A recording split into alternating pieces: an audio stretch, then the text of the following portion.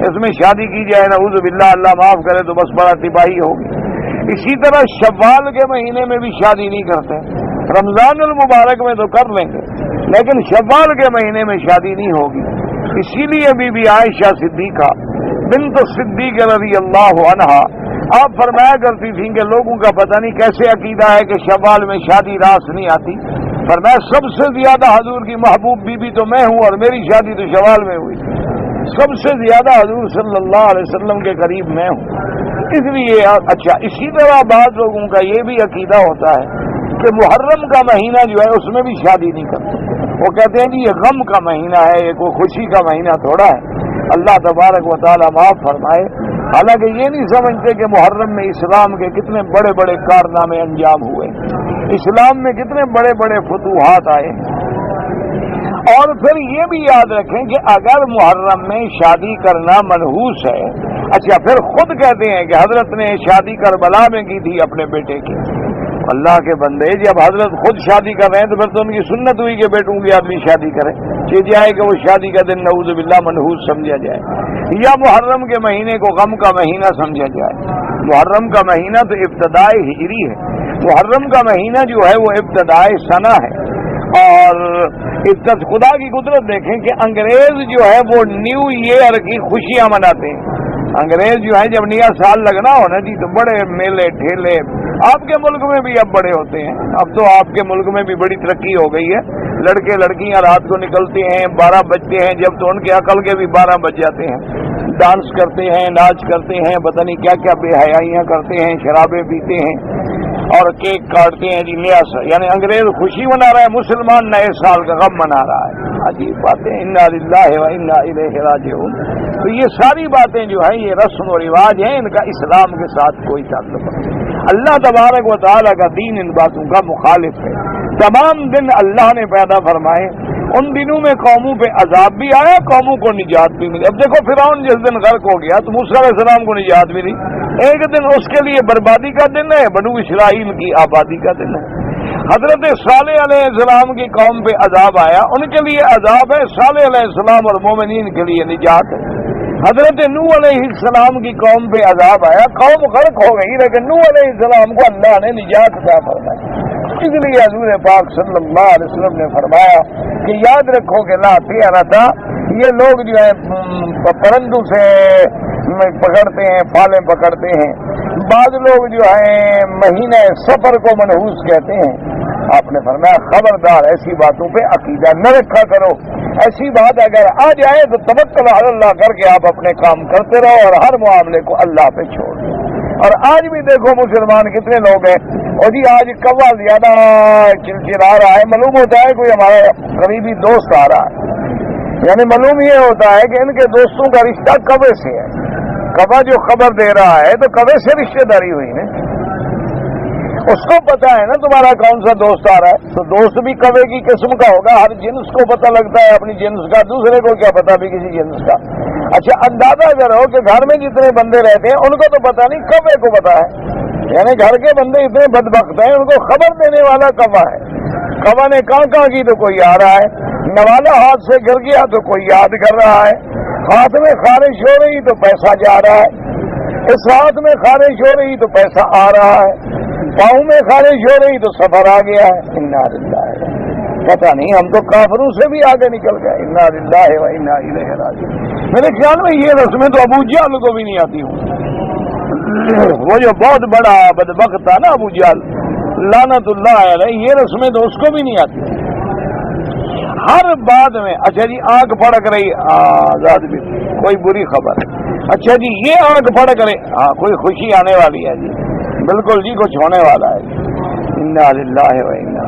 اچھا بعض لوگ کہتے ہیں جی میری چھٹی حص جو ہے نا وہ مجھے بتلا رہے ہیں. اچھا تو لوگوں کو جو چھٹی حص اگر اتنا تیز ہوتی تو مرنے سے بچ جاتے ہیں. مرنے سے کوئی نہیں بچا, ہر آدمی اپنے وقت میں مر جاتا ہے. تو چھٹی حص کے بتانے کا کیا فائدہ ہو. وہ جی مجھے پہلے خطرہ محسوس تو ہو رہا تھا, محسوس ہو رہا تھا, بدبخت مر تو گئے تو فائدہ کیا ہوا. ایکسیڈنٹ ہونا تھا, ہو گیا, اس کے بعد تمہاری چھٹی حص نے کیا کر لیا. جو تکلیف تم کو آنی تھی وہ آ گئی, اس کے بعد نہ تو ہم اس کو ٹال سکتے ہیں نہ روک سکتے ہیں. يمسسك الله بضر فلا كاشف له الا هو. اللہ فرماتے ہیں ہم کسی کو نقصان پہنچائیں تو اس کو کوئی نہیں بچا سکتا، اور اگر ہم کسی کو نفع پہنچائیں تو کوئی روک نہیں سکتا، ہم کسی کو عزت دیں تو کوئی چھین نہیں سکتا، ہم ذلت دیں تو کوئی اس کو عزت نہیں دے سکتا۔ تو جب سارا نظام ہی اللہ کے ہاتھ میں ہے، وہی مالک الملک ہے، وہی متصرف فی الامور ہے، اسی کی مخلوق ہے اور اسی کا حکم ہے، وما تشاءون الا ان یشاء اللہ، تمہاری چاہنا جو ہے وہ کچھ بھی نہیں، وہی ہوتا ہے جو میرا اللہ چاہتے ہیں۔ تو اس لیے ایسے عقیدے رکھنے، دنوں کو منحوس سمجھنا، مہینوں کو منحوس سمجھنا۔ اچھا اسی طرح آپ دیکھیں نا جی، ابھی تک مسلمانوں میں بھی رواج ہے نعوذ باللہ، اگر کوئی عورت شادی کرے، جوان عورت، اور ان کا خامن مر گیا، کہتے ہیں ہاں دیکھا یہ ڈائن آئی اور ہمارے بچے کو کھا گئی، اس ڈائن آ گئی جناب، ان کے بچے کو کھا گئی۔ اب جناب وہ بیچاری بیوہ رہے گی، اس سے کوئی شادی نہیں کرتا، وہ کہتے ہیں جی پہلے شوہر کا سر بھی کھا گئی ہے، یار تم نے بھی مرنا ہے بیوقوف آدمی، اسی سے شادی کر رہے ہو، پھر تم بھی مر جاؤ گے۔ اور بھائی صحابہ کے زمانے میں ایسے ایسے واقعات بھی ہوئے ہیں کہ ایک عورت نے چار نکاح کی، چاروں شہید ہو گئے۔ ایک صحابیہ کا واقعہ ہے کہ جنگ کے دنوں میں ایک صحابی آئے ان کی خدمت میں، انہوں نے کہا کہ دیکھو تم بیوہ ہو چکی ہو، تمہاری عدت بھی گزر چکی ہے اور میں تم سے شادی کرنا چاہتا ہوں، لیکن ایک بات یہ میری بھی سن لو کہ جنگ ہو رہی ہے اور کل میں نے شہید ہو جانا ہے، میری شادی ایک رات کی، اگر تمہیں قبول ہو تو شادی کر لو، میں سنت ادا کر لوں، حضور کا حکم ہے کہ نکاح سنت ہے، تو بس میں سنت محبوب کی پوری کرنا چاہتا ہوں، ورنہ کل میں نے تو شہید ہو جانا ہے۔ اس نے کہا اچھا میرے مقدر میں بھی اگر ہر شوہر کی شہادت لکھی ہے تو مجھے بھی قبول ہے۔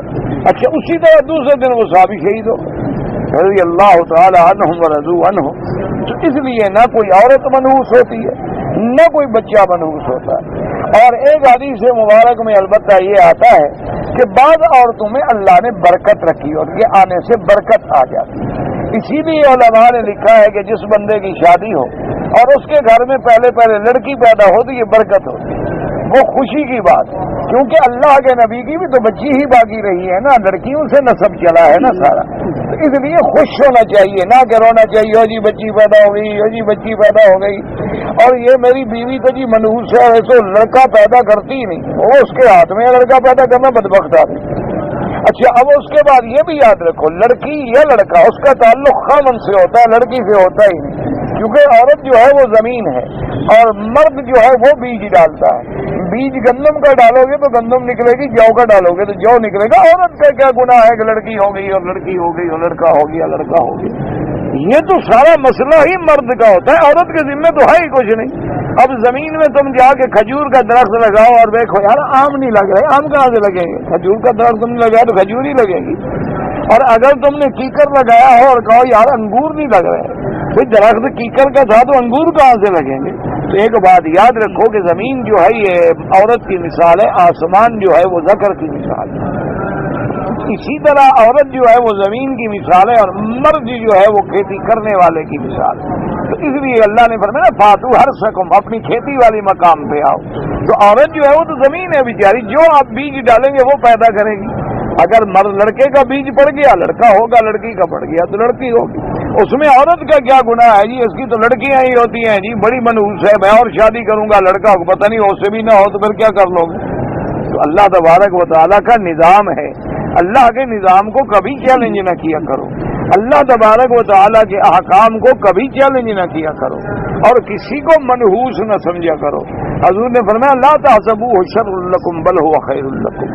اسی طرح حضور نے فرمایا کہ ایک عورت ہے، اس میں کچھ برائیاں ہیں، تمہیں اچھی نہیں لگتی، شکل اچھی نہیں، بیچاری کم شکل ہے، سیاہ رنگ ہے، چیچک کے داغ ہیں، فرمایا اس کے ایک عیب پہ نہ جاؤ، پتہ نہیں اس میں اللہ نے تمہارے لیے خوبی بھی رکھی ہو، اسی سے اللہ تمہیں کوئی ایسا بچہ عطا فرمائے جو تیرا نام قیامت تک روشن کر دے۔ اللہ تبارک و تعالیٰ اچھا بات بد شکل عورت ہوتی ہے لیکن گناہوں سے تو محفوظ ہے نا، وہ بد شکل عورت کو مالنے والے تھوڑا دیکھیں گے، اگر عورت خوبصورت ہو تو ساری کھڑکیاں کھلتی رہتی ہیں نا، تو کسی وقت تو تباہی اور بربادی آ سکتی ہے۔ ایک طرف اگر حسن اچھی چیز ہے تو دوسری طرف ہر وقت پہرا بھی تو لگاؤ نا، حفاظت بھی تو کرنی پڑے گی نا، جب آگ جل رہی ہو تو کوئی بھی جل سکتا ہے اس میں۔ لیکن ایک کالی کلوٹی عورت ہے، کسی نے کیا دیکھنا ہے، باہر پھرتی رہے کوئی ہاتھ بھی نہیں لگائے گا۔ اللہ تبارک و تعالیٰ نے ہر چیز میں اگر ایک برائی ہے تو ایک خیر کا پہلو بھی ہے، اگر ایک بندے میں بہت اچھائی ہے لیکن کوئی برائی بھی ہے ہر بندے میں کوئی نقص ہوتا ہے. اس کی علماء نے مثال لکھی ہے کہ تم کروڑوں روپے لگا کے محل بنا دو اور مال میں شیشے لگوا دو, زمرد لگوا دو, پتھر لگوا دو, لیکن حمام بھی تو بناؤ گے نا, گندگی کی جگہ بناؤ گے کہ نہیں بناؤ گے؟ تو ہر محل میں کوئی نہ کوئی گندگی کی جگہ تو ہوگی نا. اسی طرح انسان کتنا خوبصورت ہو, کتنا اس کے اندر جناب علم ہو, فضل, کوئی نہ کوئی تو کمی ہوگی. بندہ جو ہے, انسان جو ہے, وہ ناقص تو ہے. انہ کان ظلوما جہولا, تو اس کے اندر کوئی نہ کوئی تو خرابی آئے گی. تو اسی طرح سمجھ لیا کرو کہ عورت ہے, اگر اس میں کئی خوبیاں ہیں تو کوئی خامیاں بھی ہوں گی, اگر کئی خامیاں ہیں تو کوئی خوبیاں بھی ہوں گی. تو لہذا صبر کے ساتھ. اسی طرح ہر دن جو ہے اس میں خیر بھی ہے اور شر بھی ہے. ایک کے گھر میں بچہ پیدا ہو گیا, ایک کا بچہ مر گیا, وہ جنازہ لے کے جا رہے ہیں, وہ بارات لے کے آ رہے ہیں. اللہ کا نظام ہے, اللہ تبارک و تعالیٰ کا نظام ہے. کوئی دن نہ منحوس ہوتا ہے اور کوئی دن نہ خراب ہوتا ہے, اور نہ کسی دن کی وجہ سے کوئی کسی پہ اثر پڑتا ہے, اور نہ ان پرندے چرندوں کو کوئی پتہ چلتا ہے. اگر ان پرندوں کو اتنا خبر لگ جاتی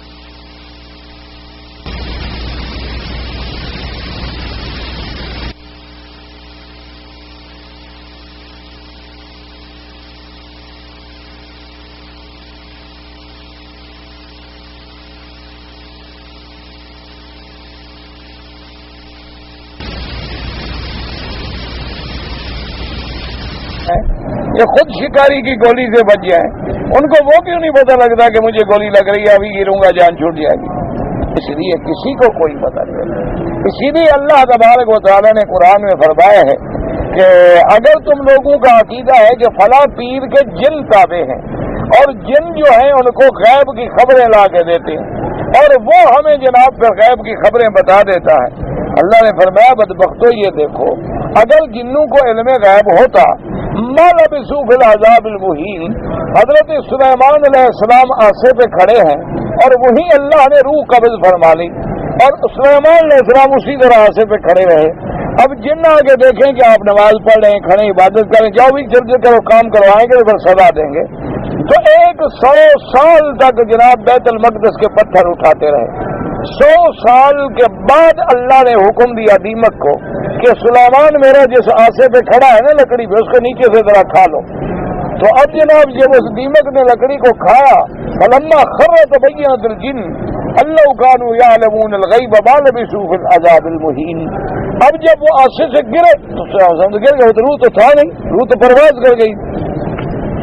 اب جن آئے جناب, انہوں نے کہا اچھا ایسا کرو, پہلے حساب تو کرو. انہوں نے کہا کیا حساب کریں؟ انہوں نے کہا بھی اپنے جو انجینئر ہیں نا, ماہرین ہیں, آرکیٹیکٹ ہیں ہمارے جدید, ان کو اکٹھا کرو جنوں سے. سب کو اکٹھا کیا انہوں نے حساب لگایا کہ یہ ہے لکڑی 4 انچ, اس کو دیمک لگ جائے تو یہ 1 سال میں کتنا میٹر کھائے گی, کتنا ملی میٹر. تو انہوں نے کہا یہ تو 100 سال گزر گیا بدبختو سلیمان علیہ السلام کی موت کو, اور ہم 100 سال سے پتھر اٹھا رہے ہیں. اللہ نے فرمایا اگر ان جنوں کو علم غیب ہوتا تو یہ خود میں بھاگ جاتے کہ حضرت سلیمان فوت ہو گئے, چلو چھٹی کرو جی جاؤ.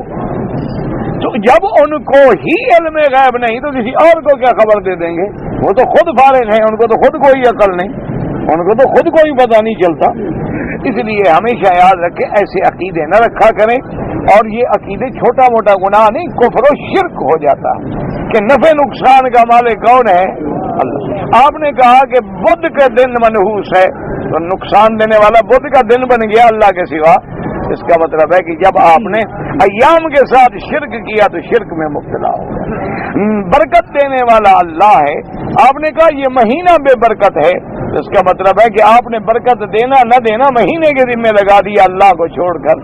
یہ چھوٹا موٹا گناہ نہیں، بندہ کافر ہو جاتا ہے، شرک میں پڑ جاتا ہے. اسی لیے سرکار دو جہاں صلی اللہ علیہ وسلم نے فرمایا من اتا عرافا او کاہنا فصدقہ فقد کفر بما انزل علی محمد صلی اللہ علیہ وسلم. آپ نے فرمایا کہ جو لوگ عرافین کے بعد جاتے ہیں، کاہنوں کے بعد جاتے ہیں، منجمین کے بعد جاتے ہیں، پامسٹوں کے بعد جاتے ہیں، ہاتھ دیکھنے والوں کے بعد جاتے ہیں، علم جفر، علم نجوم، علم عادات والوں کے بعد جاتے ہیں کہ مجھے قسمت کا حال بتلاؤ، اور وہ جو بتلائے اس پر یقین بھی کر لے، تو فرمایا وہ اللہ کے نزدیک کافر ہو گیا. اس نے کفر کیا میرے قرآن کے ساتھ، کیونکہ قرآن کہتا ہے کہ غیب کوئی نہیں جانتا مگر اللہ. اور اس نے کیسے یقین کر لیا کہ وہ آدمی جو ہے مجھے خبر دے رہا ہے. اچھا، اور جناب وہ بیٹھے ہوتے ہیں، وہ جناب بتاتے ہیں کہ آج کل آپ کا ستارہ گردش میں ہے، لیکن 15 دن کے بعد تمہارا ستارہ جو ہے وہ گردش سے نکل کے ساتھ میں آ جائے گا، پھر تمہاری بگڑی ہوئی حالات جو ہے نا ٹھیک ہونے شروع ہو جائے. لیکن ان بدبختوں کا اپنا ستارہ اتنا گردش میں ہے کہ ساری زندگی سڑک پہ بیٹھے بیٹھے گزر گئے. ان کا اپنا ستارہ گردش سے نکلتا ہی نہیں، وہ سڑک پہ بیٹھے ہیں پھٹا لگا کے 5 روپے مانگنے کے لیے، بھیک مانگنے کے لیے. تو تم اپنے ستارے کو تو پہلے گردش سے نکالو، یا تمہارا جب نکلے تو تم بھی کوئی ترقی کر لو.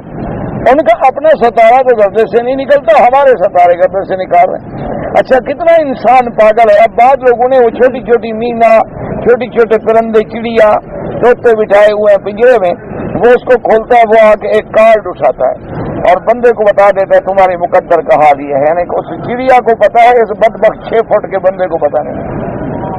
اس سے بڑا احمق بھی کوئی دنیا میں ہوگا. یہ چڑیا کے پاس کھڑا، اس کو کہو کہ کارڈ اٹھا کے لے. اللہ کے بندے وہاں کارڈ نہ رکھو، تم 200 اور سفید کارڈ رکھ لو، کوئی اٹھا کے لے آئے. کون سے اس میں کارڈ کی بات.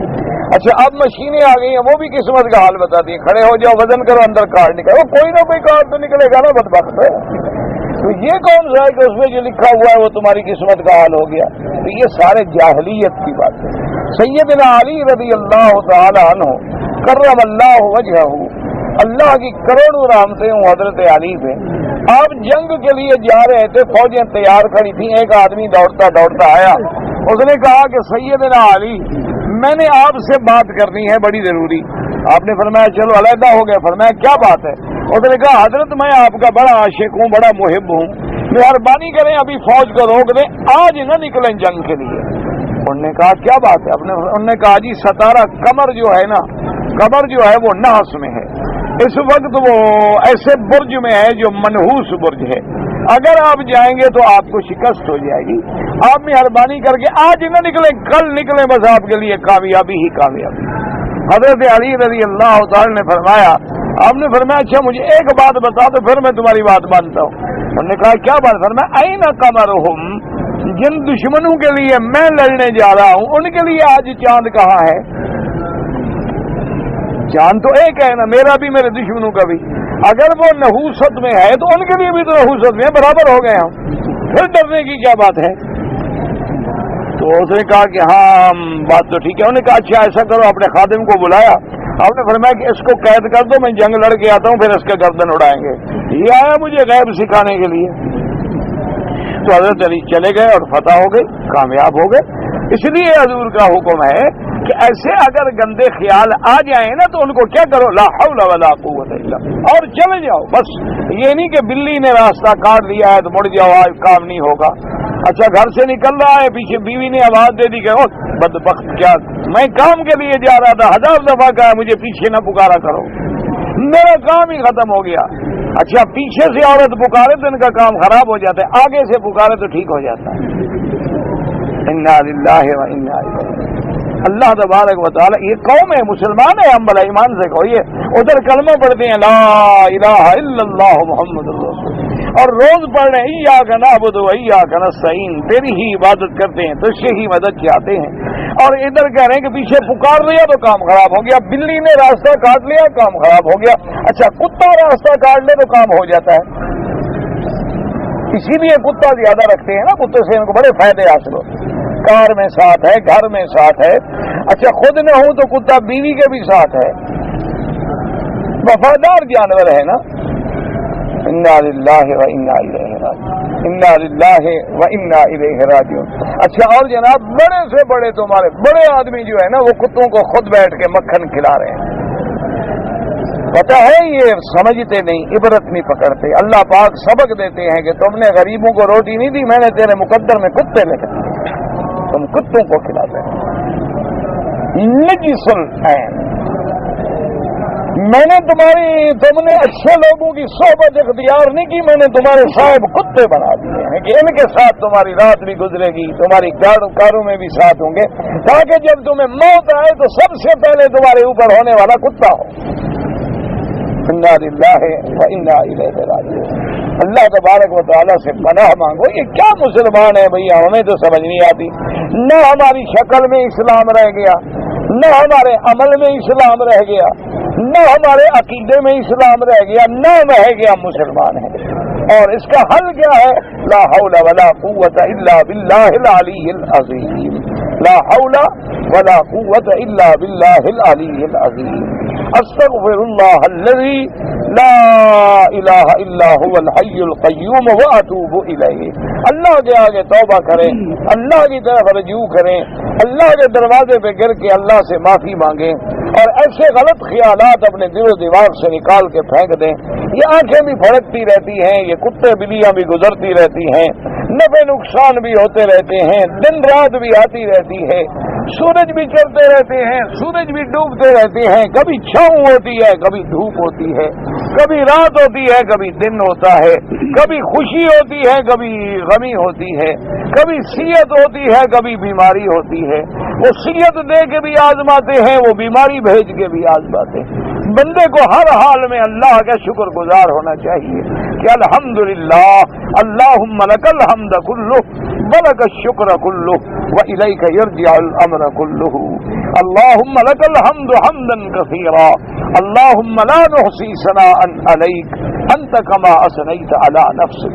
اس لیے میرے آقا نے، حبیب کبریا نے، سیدنا محمد مصطفیٰ صلی اللہ علیہ وسلم نے فرمایا کہ مومن تو ہر حال میں کامیاب ہے۔ فرمایا اللہ کی نعمت آتی ہے، شکر کرتا ہے، کامیاب ہے، مصیبت آ جاتی ہے، صبر کرتا ہے، پھر کامیاب ہے۔ مومن تو کبھی گھاٹے میں ہوتا ہی نہیں، مومن تو ہر حال میں فائدے میں ہے کہ اگر مصیبت آ گئی انا للہ و انا الیہ راجعون، اگر خوشی آ گئی تو کہا الحمدللہ الذی اطعمنا وسقانا وکسانا من العراء وآوانا وجعلنا من المسلمین۔ اس لیے حضور نے فرمایا کہ اگر تمہیں کوئی کپڑا پہننے کو ملے تو کہو الحمدللہ، پانی پینے کو ملے تو کہو الحمدللہ، کھانا کھانے کو ملے تو کہو الحمدللہ، اگر پاؤں میں کانٹا بھی لگ جائے تو کہو انا للہ و انا الیہ راجعون۔ ہر حال میں مومن۔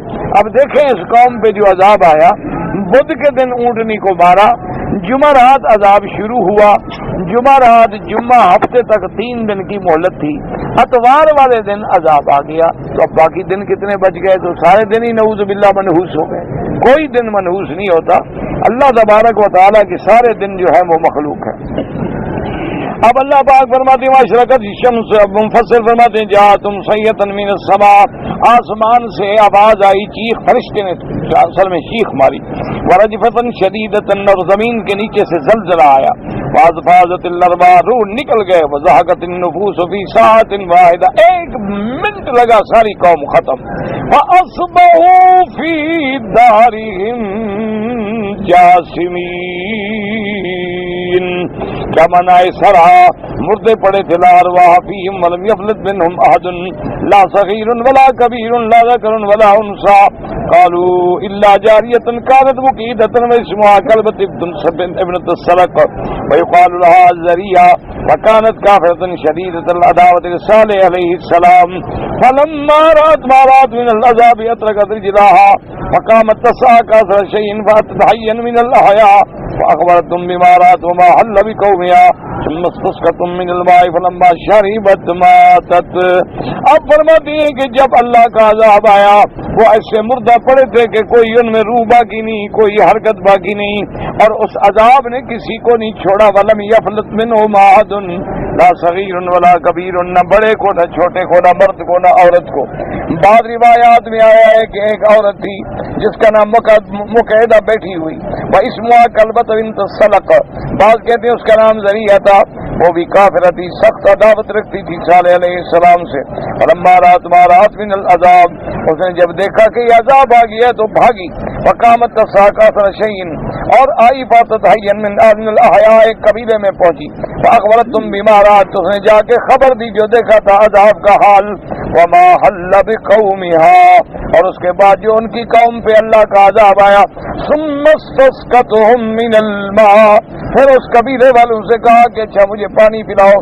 فلما شربت ماتت, اس نے بھی پانی پیا تو وہ بھی مر گئی. یعنی کوئی بھی اللہ کے عذاب سے نہیں بچ سکا. اللہ تبارک و تعالیٰ اپنے عذاب سے بچائے. اللہ تبارک و تعالیٰ سے دعا کرے ہمارے گناہ معاف کر دے. اللہ ہماری بیماریاں ظاہری باطنی جسمانی دور فرما دے. اللہ عالم اسلام کو معافی عطا فرما دے اور عالم اسلام پہ اپنی رحمت نازل فرمائے اور عذاب اٹھا لے. ایک لڑکی کا نکاح ہوا ہے لیکن رخصتی نہیں ہوئی, یعنی نکاح تو ہو گیا, ابھی وہ لڑکی جو ہے اپنے خاوند کے گھر میں نہیں گئی. اگر خاوند طلاق دے ہو جائے گی, کیونکہ اصل شادی تو نکاح ہے. رخصتی کرنا نہ کرنا وہ تو بعد میں ہمارا رواج ہے. جب نکاح ہو گیا وہ بیوی بن گئی.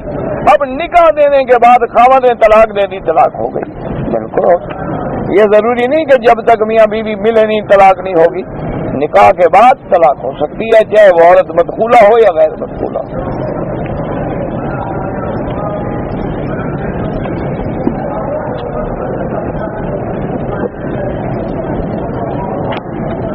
کہتے ہیں جی کہ میرے والدین سے کچھ ناراض ہے, مگر ہر وقت ان کی بھلائی کے لیے دعا کرتا ہوں, مگر اپنے آپ گالیاں بکتا ہوں. پتہ نہیں اپنے آپ گالیاں بکتے ہو دعا کرتے ہو, دو کام کٹھے تو نہ کرو نا بھئی. یا تو گالیاں بکتے ہو تو پھر دعا نہیں کرتے ہو, جھوٹ بول رہے ہو, اور دعا کرتے ہو تو گالیاں نہیں بکو. کوئی ایک حل تو کرو نا. یہ تو اچھی بات نہیں ہے کہ ایک دفعہ دعا کر دی ایک دفعہ گالی دے دی. بہرحال والدین اگر ناراض ہیں تو غلطی تمہاری ہے. یہ کبھی نہیں ہو سکتا کہ والدین اولاد سے ناراض ہوں. والدین تو ہر وقت اولاد کے لیے بھیک مانگتے ہیں, اللہ سے دعائیں مانگتے ہیں, ان کو پالتے ہیں, پوستے ہیں, جوان کرتے ہیں, اور جب بچے بڑے ہو جاتے ہیں پھر ماں باپ کی غلطیاں نکالتے ہیں, پھر ماں باپ ان کو اچھے بھی نہیں لگتے. بہرحال اپنے والدین اگر زندہ ہیں تو جا کے ہر حال میں معافی مانگو, چاہے ان کا بھی قصور ہو تب بھی معافی مانگو. والدین فاسق ہیں, فاجر ہیں, شرابی ہیں, کافر ہیں, اولاد کا حق ہے کہ معافی مانگے اور ان کی اتباع کرے اور ان کی اطاعت کرے. ہاں اگر وہ تمہیں شریعت کے خلاف کوئی کام کہیں تو پھر نہیں مانو گے. یعنی والدین کہیں نماز نہ پڑھو, والدین کہیں نعوذ باللہ تم اسلام چھوڑ دو, والدین کہیں بھی تم قرآن نہ پڑھو, والدین کہیں کہ زکوٰۃ نہ دیا کرو, تو اللہ کی حکم جو ہے اس کو تو نہیں ہم پھیر سکتے. باقی ہر حکم میں والدین برے ہوں یا اچھے, ہر حال میں والدین کو راضی کرو. اگر حالت احرام میں احرام باندھ لیا, نیت کر لی, بعد میں کسی نے خوشبو لگایا اور عضو کامل پہ لگایا تو دم پڑ گئی. اگر تھوڑی بہت لگی اور دھو دیا صاف کر دیا پھر دم نہیں پڑے گی.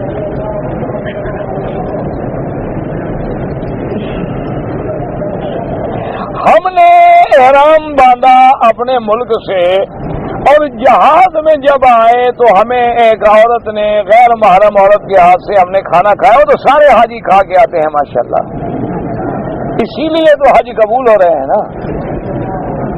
اسی لیے تو اللہ کی رحمت ہے نا، جو عمرہ کرنے آتے ہیں جیسے آتے ہیں اسی طرح واپس جاتے ہیں، کہ ابتدا ہی وہیں سے شروع ہوتی ہے کہ لبیک اللہم لبیک، اور چہرے پہ اور نظریں ہوتی ہیں ایئر ہوسٹس پہ. ماشاء اللہ پتہ نہیں کیسی لبیک ہے، ہمیں تو آج تک سمجھ نہیں آئی. اور اگر وہ 2-3 گھنٹے نہ کھائیں تو بھلا مر جائیں گے. اچھا اگر ویسے بھی مسلمان کمپنیاں جو ہے مہربانی کر دیں کہ خاص جو حج فلائٹیں ہیں ان میں مردوں کو رکھ لیں عورتوں کو نہ بھیجیں، تو ان کا کیا بگڑ جائے گا بھلا؟ کم از کم حاجیوں کے عمرے اور حج تو بچ جائیں گے برباد ہونے سے. اچھا پھر انہوں نے رومال دیا خوشبو والا، اگر اس سے آپ نے دونوں ہاتھ صاف کیے ہیں تو دم پڑ گئی. 4 آنے کے رومال کو تم نے نہیں جانے دیا کہ مال مفت ہے، یہ نہ جائے ٹکٹ بھرا ہوا ہے، اور 200 ریال کی بکری پڑ گئی. فائدہ کیا ہو گیا بھائی؟ تمہیں پتا ہے کہ خوشبو نہیں لگانی، اس میں خوشبو ہے، سیدھی مسئلہ ہے، کس کو پتا نہیں ہے؟ حرام کے بعد خوشبو لگانا حرام ہے.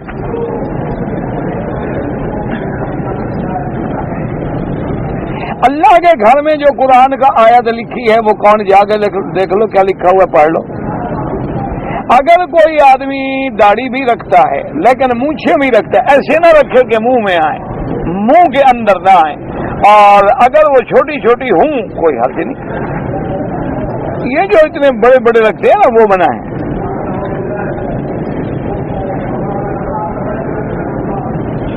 حرم شریف میں بیٹھ کے آدمی دنیاوی بات کرتا ہے، جب ہم ان کو منع کرتے ہیں تو وہ کہتے ہیں کہ حضور پاک نے مسجد میں بیٹھ کے حضور دنیا کی باتیں کرتے تھے، کاروبار بزنس. او خدا کا خوف کرو. حضور کے زمانے میں تو اور کوئی جگہ ہی نہیں تھی نا بیٹھنے کی، کہاں بیٹھے صحابہ کے ساتھ، ان کی بات کیا سنیں؟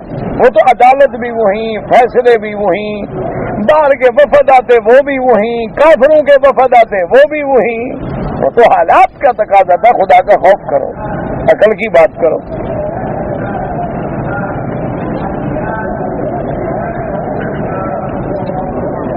بیت اللہ میں اگر نماز پڑھے انشاءاللہ تو 1 کا لاکھ ملے گا. میں مکے میں رہتا ہوں، میرے پاس پیسے ویسا جمع نہیں ہے. اگر میں دم کا گوشت کھانا چاہوں، غریب ہو تو بالکل کھاؤ، کیوں نہ کھاؤ. اسی لیے تو اللہ نے ایسے احکام میں بکرے رکھے ہیں تاکہ غریبوں کو بھی تو کبھی گوشت ملے نا. ان کے لیے بھی اللہ نے عید والے دن بکری رکھ دی، بھی قربانی کریں گے تو چلو غریب لوگ 4-5 دن تو گوشت کھا لیں گے. اچھا کسی پہ دم پڑے گی، تم غریب ہو، مکے میں رہتے ہو، مقیم ہو، پیسے جمع نہیں ہیں تو کھا سکتے ہو، کوئی ایسی بات نہیں.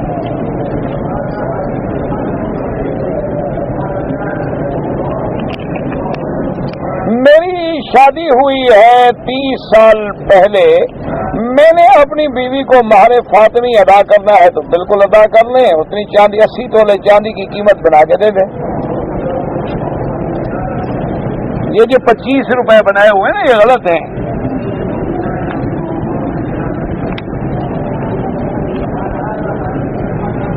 نماز میں سجدہ سہو ترک، اگر واجب ترک ہو جائے سجدہ دینا ہوگا. اگر میں نے جب نماز کا سلام پھیر لیا پھر مجھے شک ہو گیا کہ سجدہ صاحب بھی کیا تھا کہ نہیں کیا، تو پھر نماز دوبارہ پڑھو اور شک پر اعوذ باللہ پڑھو. میری والدہ کی طبیعت علیل ہے، دعا کریں آپ میرے لیے بھی اور ہر بیمار کے لیے اللہ شفا کاملہ عطا فرمائے.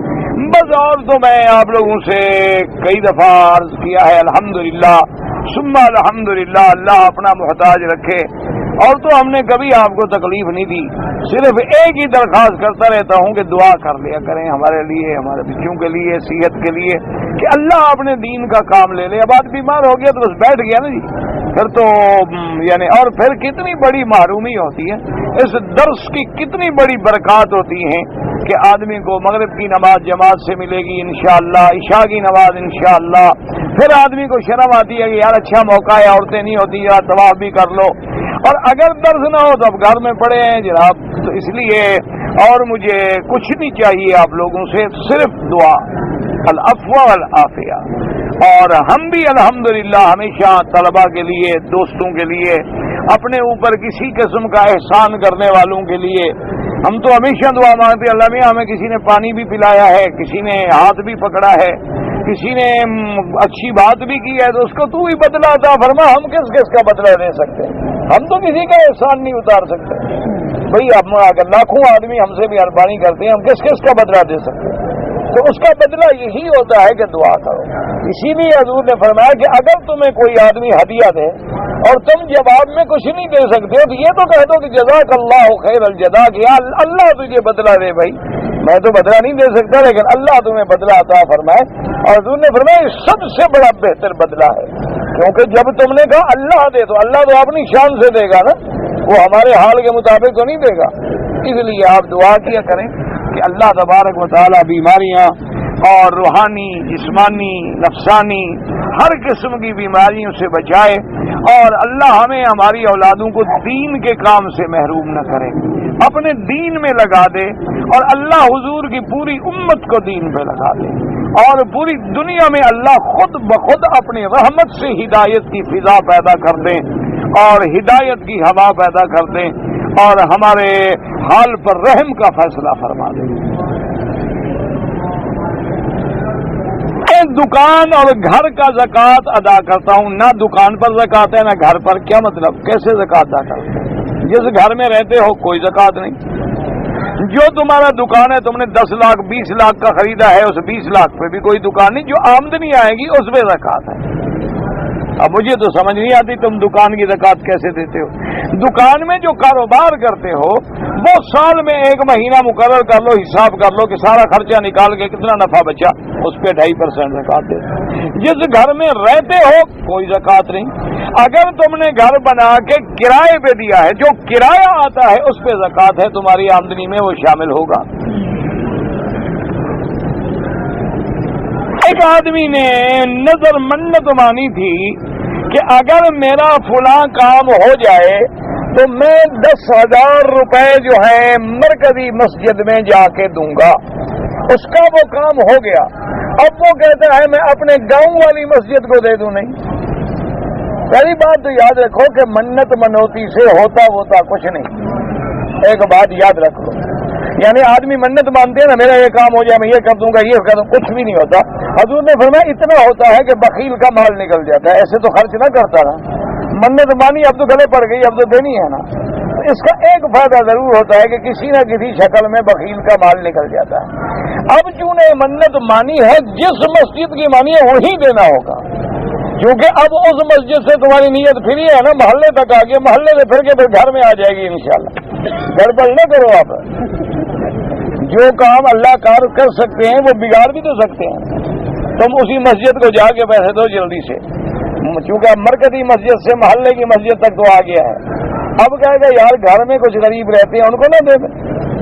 پھر کہے گا یار گھر میں جو غریب رہتے ہیں اپنی بیوی بھی تو غریب ہے، اس کے پاس کیا ہے، وہ ادا کریں اور جو منت مانی اسی طرح کریں. 10,000 روپے مسجد کے لیے جس مسجد کے وقف کیا تھا وہی دینا ہوگا اور تبدیل نہیں کر سکتے. ہاں خدا نہ کرے وہ مسجد نہ رہے تو پھر کسی دوسری مسجد میں لگا سکتے.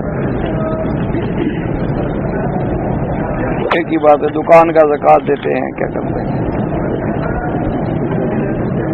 ہمارے ملک میں لوگ جو ہیں وہ کتے اور ریچھ لڑاتے ہیں، اور کیا کریں پھر؟ نہیں اور باقی کام رہ کیا گیا ہے؟ کوئی آپ کے ملک میں باقی کام رہ گیا ہو؟ روٹی کھانے کو نہیں ملتی، بارش ہے نہیں، پانی ہے نہیں، کتے ریچھ لڑائیں گے بیچارے، اور کیا کریں گے؟ یہ اللہ کے عذاب کو دعوت دینا ہے کہ انسان جانوروں کو بھی لڑائے. بہت بڑا گناہ ہے. اللہ تبارک و تعالیٰ سے توبہ کریں. اب جناب کہتا ہے کہ جب گھنٹی بجے تو یہ پہلے ہیلو کہنا چاہیے یا السلام علیکم کرنا چاہیے. یہ جناب والا اسلام کے مطابق تو یہی ہے کہ السلام علیکم. اور جن لوگوں نے تمہیں سبق پڑھائے ان کے نزدیک ہیلو.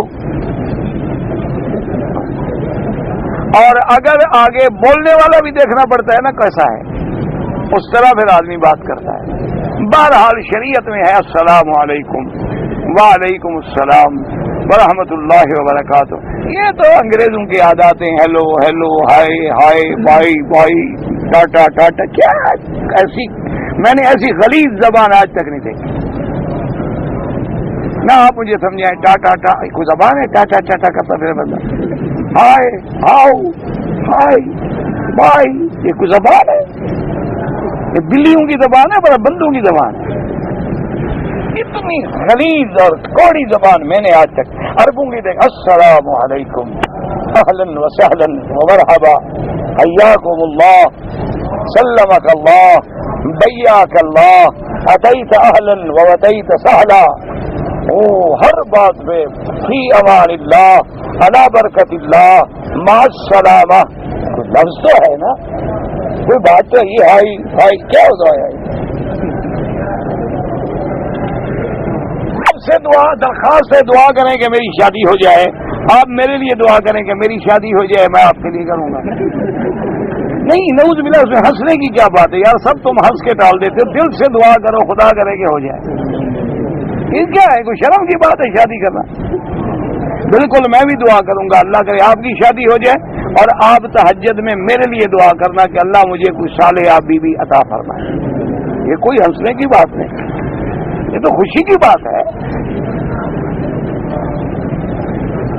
ہمارا ایک دانت کا حصہ ٹوٹا ہوا ہے جس میں دیکھنے میں خراب آتا ہے.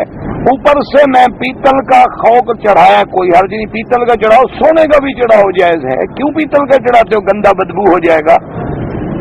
دانت پہ خول چڑھانا سونے کا بھی جائز ہے، اور کوئی بھی چڑھاؤ گے بدبو ہوگا. چاہے دنیا کی کوئی دھات ہو اس میں بدبو پیدا ہوتی ہے، ماں سوائے سونے کے. سونے کا چڑھا سکتے ہو، کوئی مسئلہ نہیں. اگر لڑکے کی دادی، لڑکی کی نانی، لڑکے لڑکی نے اس کے خشک پستان پہ منہ رکھا، کچھ نہیں ہوتا. اگر دودھ اندر جائے تو پھر حرام ہوگا نا. اگر دودھ ہے ہی نہیں، کچھ نہیں، کچھ بھی نہیں ہوا. اگر ایک آدمی پاکستان سے احرام باندھ کے جدے پہنچے، رات جدے میں رہا لیکن احرام نہیں کھولا، صبح آ کے مکے میں عمرہ ادا کیا، ٹھیک ہے، کوئی بات نہیں. اگر کوئی آدمی عصر کے بعد نفل نماز پڑھے تو امام ابو حنیفہ رحمۃ اللہ علیہ فرماتے ہیں کہ نہ پڑھے، مغرب کے بعد پڑھے، چونکہ حدیث ہے عصر کے بعد کوئی نماز نہیں جب تک کہ سورج نہ ڈوبے.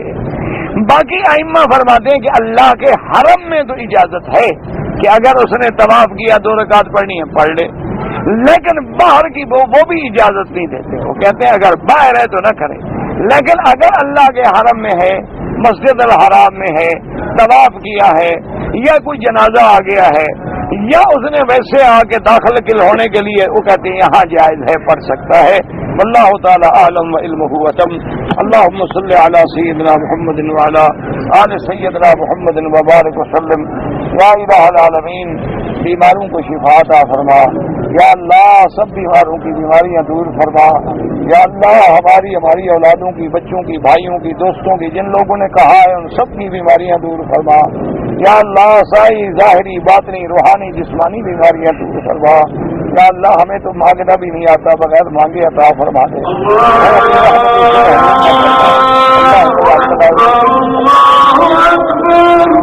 اللہ اکبر، اللہ اکبر، اللہ